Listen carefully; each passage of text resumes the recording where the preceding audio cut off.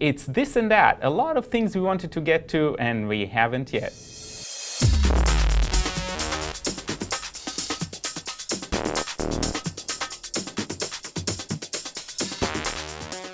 First, we're going to start with two applications we've mentioned before and I wanted to show a little bit better. The first one is Flipboard, and Flipboard is a way to get streams of information that you have from other sources like Twitter or your Facebook pages, as well as pre-designed channels to be presented in a graphic format that is very appealing and a lot more informative than some of these feeds, especially your Twitter feed.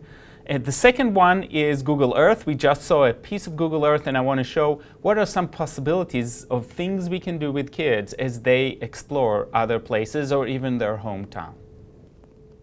To open it, you just flip the pages and you can see that that Flipboard works like a magazine. You can see my first few streams of information, but there's actually for me a second page, so I have multiple things coming in.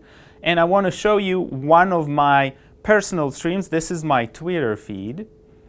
What Flipboard does with your Twitter feed is it actually pulls some of that information and presents it in a magazine form. And you can flip back a few days and see what are other things that are there. Now, if you're interested in something, for example, 12 findings on mind, brain, and education, what you have to do is press on it. It'll give you the beginning of the story, but it'll pull the rest of the page and you can read it as it shows up, whether it's online or in a specific app, it will show up here.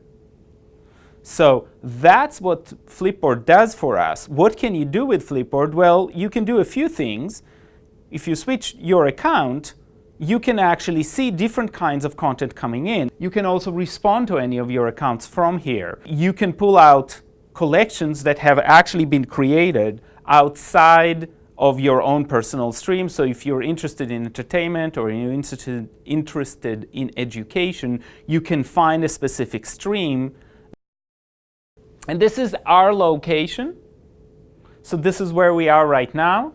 And on university, and if we want to go somewhere else, and this is one of my favorite things to do as you use Google Earth, because that can show kids how things move around the Earth. So if we go to Beijing, China, first it zooms out, then you see the Earth rotating, which is an important effect, I think, just to understand how this thing works. Instead of a flat map, you get a sense of the three-dimensionality of things. And there are ways to have more or less layers on the map.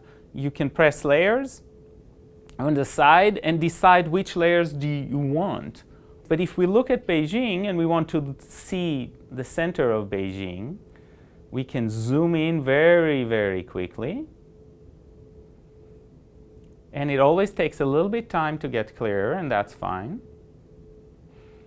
And what you can see is you can see actually the buildings here. But even better than that, you can see that slowly we get to see different pictures. So if you click on one of these little icons, it's a photograph. In front, it's a bronze lion. And if you click on the photograph, you can actually see a larger photograph.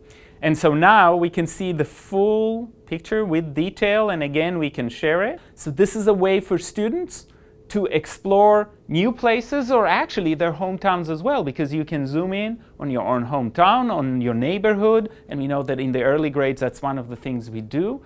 And kids love finding their homes and what's around them, so all of that information is very useful. Last thing that is possible is a little bit hard to show the way we're working, but there is actually a possibility to use the auto tilt to show the way things are topographically. So if you do that, the tilt on your iPad can show mountains and other features that are actually encoded. I'm going to talk about two pieces of presentation software. One is Keynote, which is native to iOS and interacts well with other presentations, including PowerPoint. The second one is Prezi, which is a little bit different. And if you are working already on Prezi, that's fantastic. If not, I suggest you go and explore Prezi as a desktop through application and then see how it interacts on the iPad, because on the iPad you don't get all the options that Prezi has online. So let's start with Keynote. So we're talking about Keynote.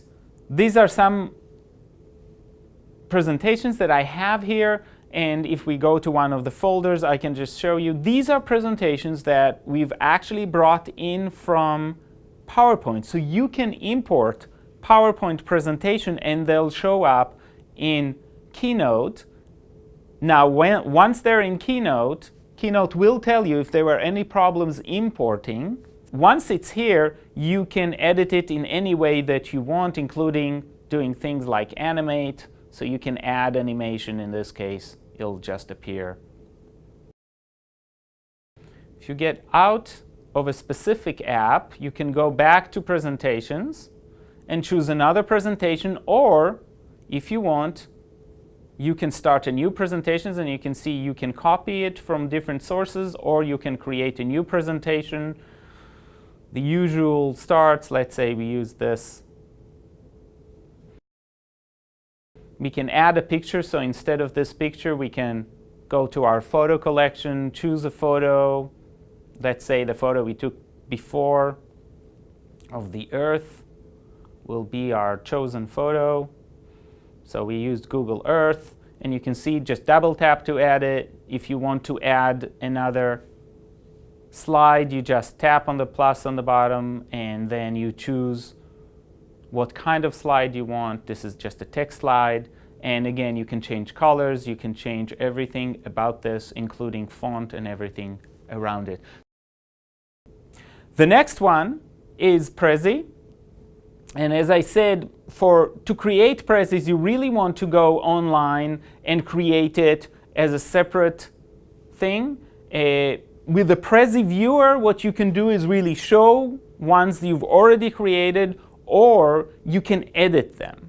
And you can look at downloaded ones. These are two that I've created, but you can also download ones from their Prezis we like.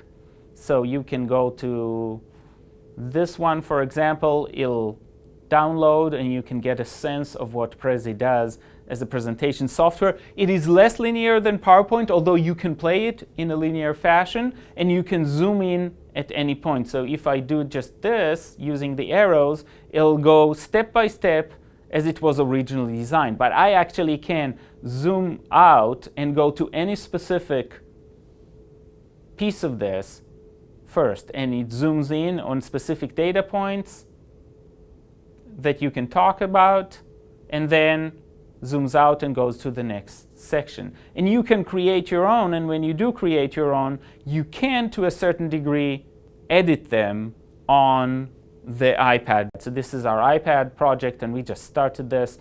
There's a brainstorming period, and you can see exactly how this, again, plays out, and you can go into every section and actually edit it. If you click on it, you can move it around, or you can cancel it, etc. So this is Prezi, and again, you want to go online and just use a general version of Prezi before you do it on the iPad. Until next time, this is Tech Edge.